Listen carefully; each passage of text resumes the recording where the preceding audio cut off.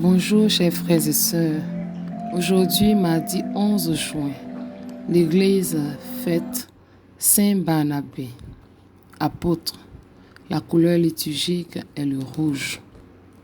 Le titre d'apôtre ne signifie pas que Joseph, surnommé Barnabé, c'est-à-dire fils d'encouragement, a été l'un des 12, mais qu'il joua un rôle capital dans la diffusion de l'Évangile. En entrant dans la communauté chrétienne, cet homme de foi a mis tous ses biens à la disposition des apôtres. Évangile de Jésus-Christ selon saint Matthieu. En ce temps-là, Jésus disait à ses disciples, « Vous êtes le sel de la terre, mais si le sel devient fade, comment lui rendre de la saveur? Il ne vaut plus rien. On le jette dehors et il est piétiné par les gens. Vous êtes la lumière du monde. Une ville située sur une montagne ne peut être cachée.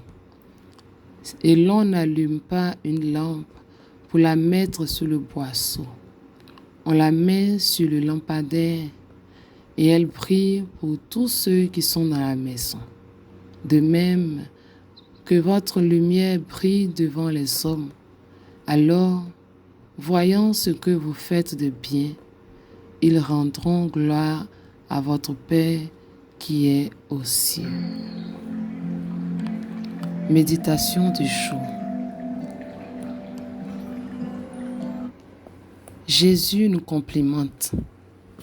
Les compliments, c'est bien agréable. Jésus nous dit aujourd'hui, vous êtes le sel de la terre, vous êtes la lumière du monde. Ce n'est pas le moment de faire les modestes, mais de voir ce que Jésus met dans ses compliments. Ce sont des impératifs. Vous êtes. Cela veut dire soyez, redevenons vite modestes. Surtout si on écoute bien les deux correctifs de Jésus. Et d'abord, il y a du sel qui n'est bon qu'à jeter.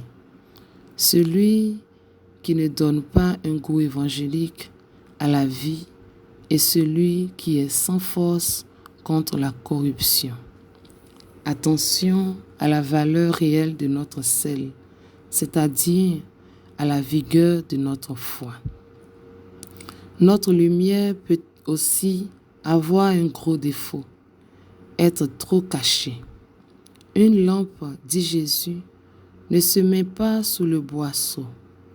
Par mauvaise timidité ou par paresse à s'instruire, on peut n'être qu'une minable bougie.